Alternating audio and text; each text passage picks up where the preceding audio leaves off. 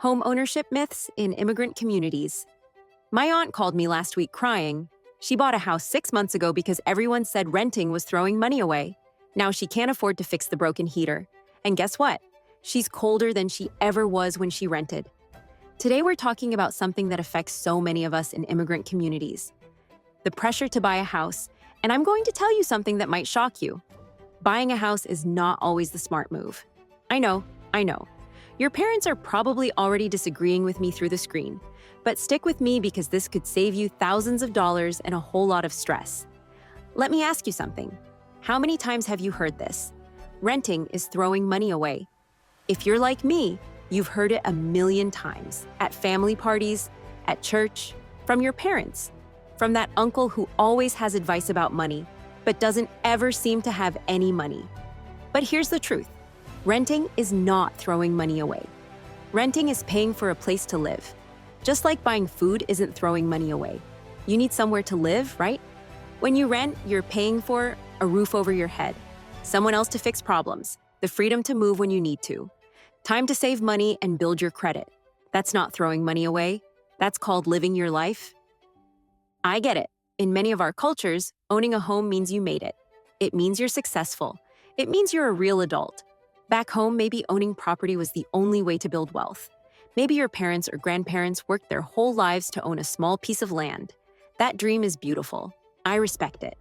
But here's what's different in America. The rules are not the same. When our parents tell us to buy a house right away, they're coming from love.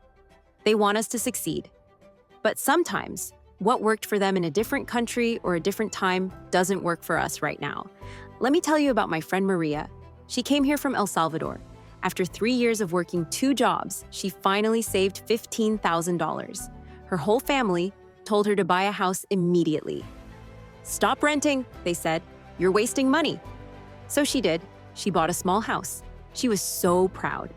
But then the roof started leaking. $8,000 to fix. Then the water heater broke. $1,200. Then she lost one of her jobs. And guess what? She couldn't just move somewhere cheaper. She was stuck. She almost lost everything. Maria would tell you now, I should have waited. I should have saved more. I should have rented a little longer. Renting versus buying. The real math. Let's talk about money. Real numbers. When you rent, you pay rent every month. Let's say $1,500. When you own, you think you're just paying the mortgage. But that's not true. Here's what you're really paying. Monthly costs of owning. Mortgage payment, $1,800. Property taxes, $300. Home insurance, $150. Repairs and maintenance, $200 to $500, and sometimes way more. HOA fees, $100 to $300, if you have them. Add it all up. You could be paying $2,500 to $3,000 every month. That's $1,000 more than rent. But Melly, you're saying, when I own, I'm building equity. I'm investing. Yes, that's true, eventually. But in the first few years, most of your mortgage payment goes to the bank as interest. You're not building as much equity as you think. And here's the thing nobody talks about. You can't eat equity. If you have all your money trapped in a house and your car breaks down, what do? You can't pay the mechanic with a piece of your bathroom. When renting is smarter. Renting makes sense when you're still building your credit. If your credit score is below 650, you'll pay super high interest rates on a mortgage. Wait until your score is better. Rent while you build your credit. You'll save thousands. You don't have a big emergency fund? You need at least $10,000 to $20,000 saved after you buy a house. Because things will break. The AC will die in summer. The toilet will overflow. If you don't have emergency money, a house will drown you in debt. You might need to move. Maybe your job isn't stable yet. Maybe you're still figuring out which city you want to live in. Maybe you want to move closer to family or change careers. Renting gives you freedom. Selling a house costs thousands of dollars and takes months. You're still learning the area.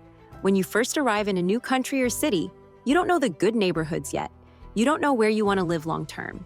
Rent first, learn the area, then buy when you know exactly where you want to be. The math doesn't work. If houses in your area cost way more than rent, it might not make sense to buy. A good rule, if buying costs more than 1.5 times what renting costs, renting is probably smarter. when buying makes sense. Okay, so when should you buy? Buy a house when your credit is good. A score of 680 or higher means better interest rates. You have 20% down payment saved. Yes, I know there are loans with less. But 20% down means no extra PMI insurance. It means lower monthly payments.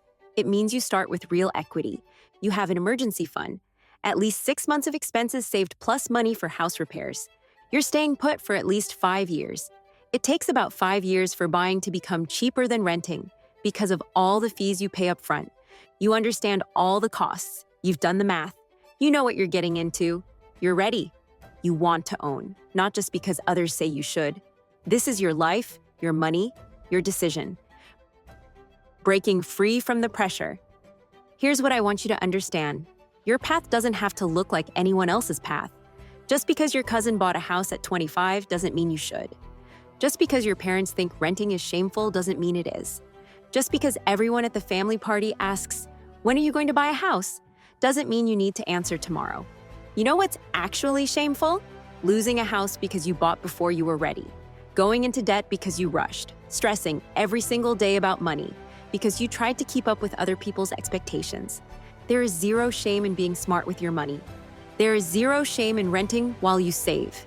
There is zero shame in taking your time to make the right decision for your life.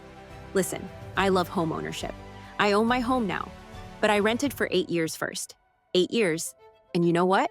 Those 8 years weren't wasted. I built my credit from 580 to 750. I saved a real down payment.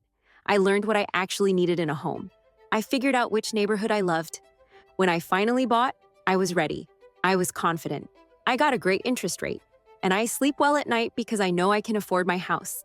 That's the goal. Not just to own a house, but to own a house that helps your life instead of making it harder. So here's what I want you to do. 1. Stop feeling guilty about renting. You're not throwing money away. You're buying yourself time and flexibility. 2. Run the real numbers. Add up all the costs of owning versus renting in your area.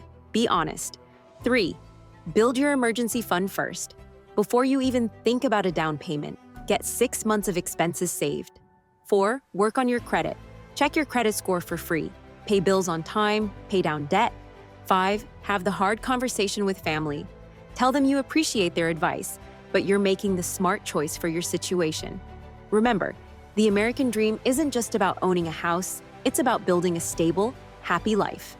And sometimes, the path to that dream includes renting for a while, and that's perfectly okay. Don't let anyone pressure you into a decision that could hurt you financially. Not your parents, not your friends, not society, not even me. Do what's right for you. If this video helped you, hit that like button. Subscribe to Money Melly for more real talk about money. And drop a comment telling me, are you renting or buying and why? Remember, smart money is better than fast money. I'll see you in the next video.